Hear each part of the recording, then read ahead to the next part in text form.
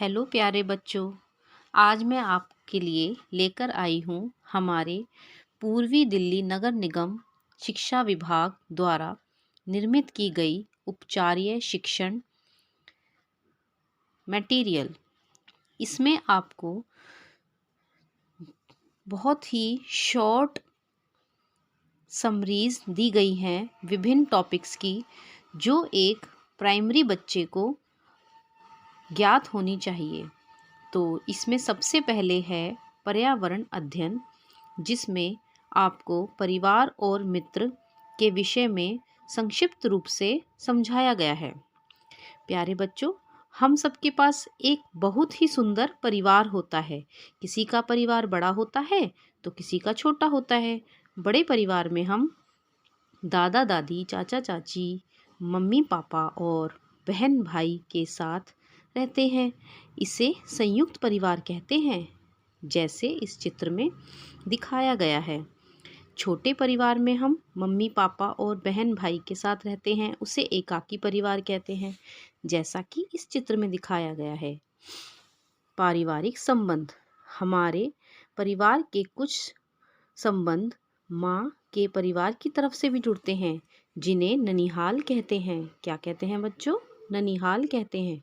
और जो रिश्ते पापा के परिवार की तरफ से जुड़ते हैं, उन्हें ददिहाल कहते हैं।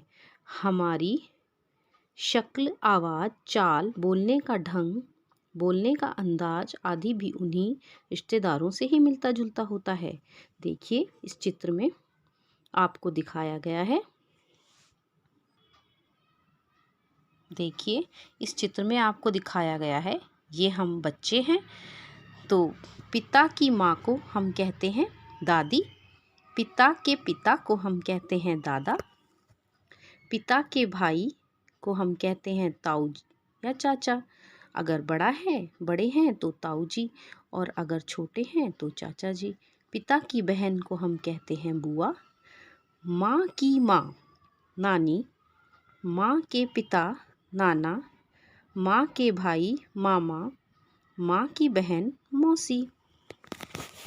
इसी तरह से परिवार के सभी सदस्य प्रेम और सद्भाव के साथ रहते हैं और अपने अपने कार्य करके जिम्मेदारी निभाते हैं। अपनी भावनाओं के साथ साथ हम अपना काम भी दूसरों के साथ साझा करते हैं। अब हमारे भारतीय परिवारों में कुछ रीति रिवाज भी होते हैं। हर परिवार के अपने कुछ रिवाज होते हैं, जैसे जूते उतारकर अंदर आना, बड़ों के पैर छूना, त्योहारों या विशेष अवसरों पर रंगोली बनाना, प्रार्थना करते समय सिर ढकना। इन्हें हम कहते हैं रीति रिवाज, जो आम परिवारों में हर परिवार में किसी न किसी रूप में निभाए जाते हैं। सामाजिक व पारिवारिक काम धंधे। अब आपको संक्षिप्त में बताया जाएगा कि समाज में किस प्रकार के काम धंधे किए जाते हैं। जैसे हम सब एक समाज में रहते हैं, प्रत्येक व्यक्ति अपना अपना काम करता है, लेकिन कभी न कभी अन्य कार्यों में हमें दूसरों की मदद की ज़रूरत पड़ती है। हम अपने आसपास देखते हैं तो हमें अलग अलग काम धंधे करते लोग दिखाई देते हैं, जैसे डॉक्टर, धोबी, कुम्हार, डाकिया, दर्जी, माली, अध्यापक आदि। तो बच्चों, सभी आप जानते हैं कि डॉक्टर क्या करते हैं हमारे लिए? हमारा इलाज करते हैं।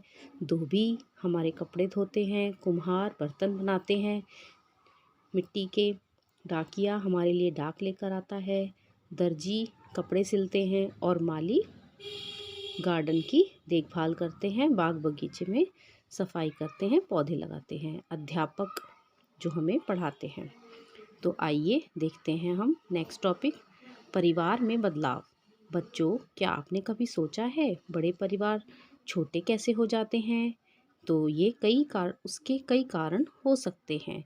जैसे पढ़ाई के लिए परिवार का कोई सदस्य बाहर चला जाता है, शादी के बाद लड़कियां ससुराल चली जाती हैं, नौकरी के लिए कोई सदस्य किसी और स्थान पर चला जाता है, या किसी सदस्य की मृत्यु हो जाती है।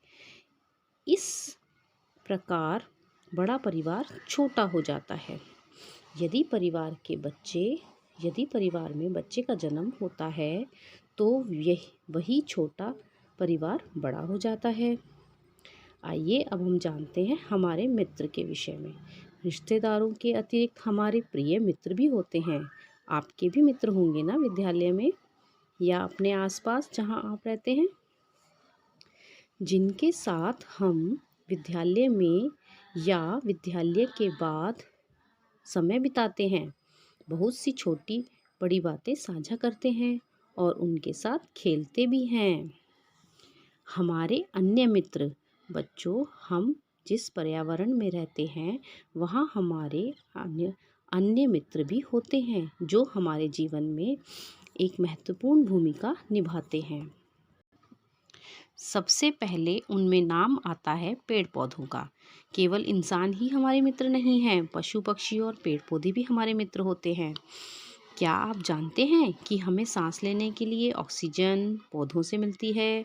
वर्षा लाना, बाढ़ रोकना और सूखा पड़ने से रोकने के लिए भी पेड़ हमारी मदद करते हैं।